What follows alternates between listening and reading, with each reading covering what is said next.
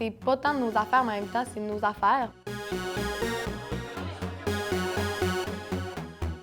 Quand on va arriver pour voter, il faudrait peut-être en connaître un peu plus puis pas voter pour n'importe qui. L'éducation, on n'entend vraiment pas beaucoup parler à la TV ou autre. C'est vraiment plus santé, politique, économique. Puis vraiment, c'est moins concentré sur les jeunes.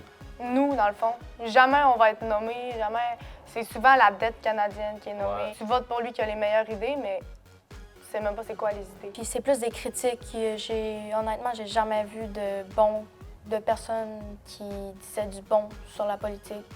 Puis ça passe surtout pour des critiques puis leur opinion de voir les choses. We used to be the king, right?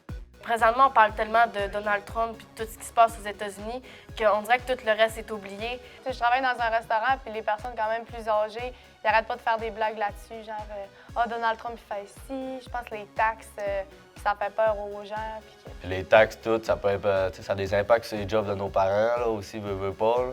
Ça m'a tombé mon père dans le secteur de l'aluminium, ça affecte un peu là, aussi. Mon père, il travaille dans les industries forestières, là, fait que tout ce qui se dit par Donald Trump, ça peut avoir un impact sur le futur pour son métier. Quand on va sortir de nos études, on va vouloir se faire une vie, avoir une maison.